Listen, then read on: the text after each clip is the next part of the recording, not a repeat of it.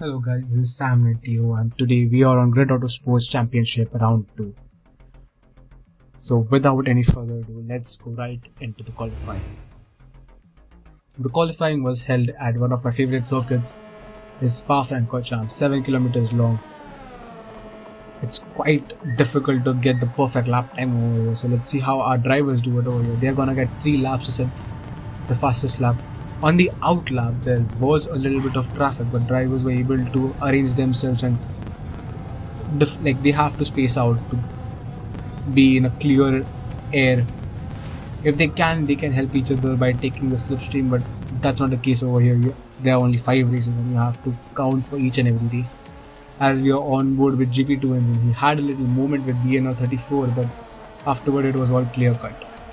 And here we go, the results of the qualifying are: GP2 engine sets the fastest lap with 2 minutes 13.885, followed by GP Arita, the lap time of 2 minutes and 17.799, followed by BNR 34 with 2 minutes 18.5, followed by Execute with 2 minutes 18.7. So without any further ado, let's go on to the race.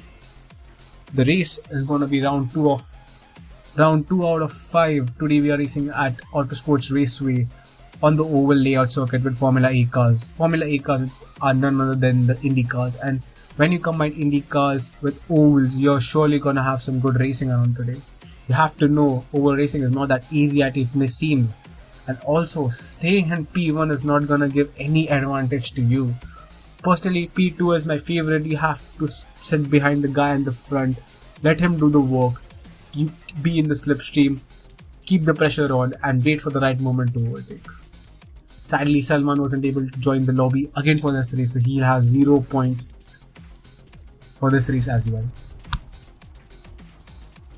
So here are we with our 4 drivers, and let's get started.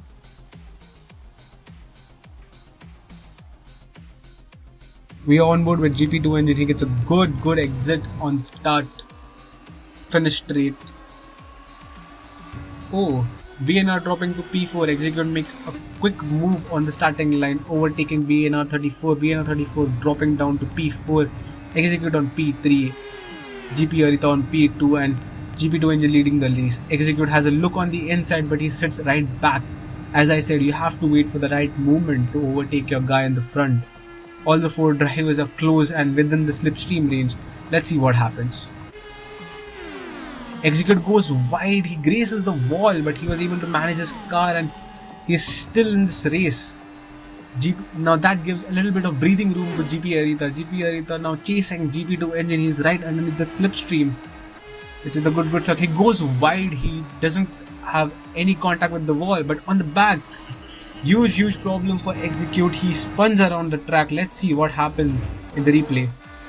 So he's following GP Arita on the line. GP Arita goes wide, but GP Arita was able to control his car. Execute clips the wall, does a 180 degree, and he is crashed. And that's like, he's actually lucky his car is still going. And now we are left with the 2-way battle for the lead, GP2 engine and GP Arita. And for the last 2 laps remaining in the race, GP Arita gets a good line and a good exit out of the turn 1, which is going to help him in the turn 2. Is he going to try on the inside? He goes on the inside actually. GP2 on the outside, GP Arita on the inside. Let's see what is going to happen. Oh, huge crash for GP2 engine. He's upside down on the race, and that's race over for GP2 engine. Oh my god, that was a huge crash. Oh, and the crash is under investigation by the race marshals. According to GP2, there was a contact made between both the drivers at turn number 2.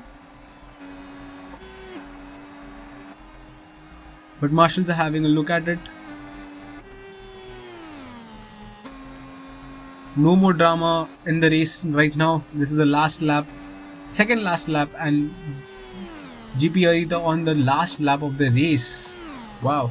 By the way, BNR 34, the luckiest guy in the race today, he had 2 crashes right in front of him. He was able to manage both the crashes actually. That's quite lucky for him. Quite a lucky race. And he's gonna settle in P2. So here are we. GP Arita takes P1, PNR34 takes P2, followed by Execute for P3. Sadly, GP2 engine will have a DNF, no points for this race for him. So here are we, GP Arita getting 25 plus 1 for the fastest lap, BNR34 with 18 points, Execute with 15, and GP2 engine with 0 points for the DNF. Let's have a final decision of the race control. GP Arita will get a 1 place grid penalty. GP Arita gets a 1 place grid penalty for the next race. For the contact on turn number 2, but with this angle it was looking actually, it was GP2 engine's fault. So let's see the onboard with both, let's go onboard with both the drivers and let's see what exactly happened.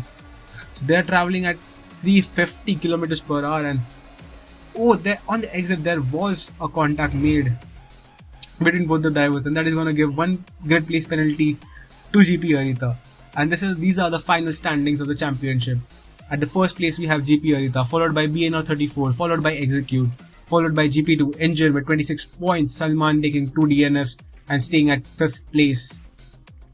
GP2 Engine has to do some work to get up to the podium standings to the race, but he's just 1 point away from the 3rd place. So let's see what happens in the round 3 of the championship. Guys, this was round 2 of the championship. I'm your host Sam90O. This is Grid Autosport Championship. If you want to know more about the championship, you can check out our Discord, check out our Instagram. Link is down in the description. This is Sam90O, and I'll see you guys in the next video.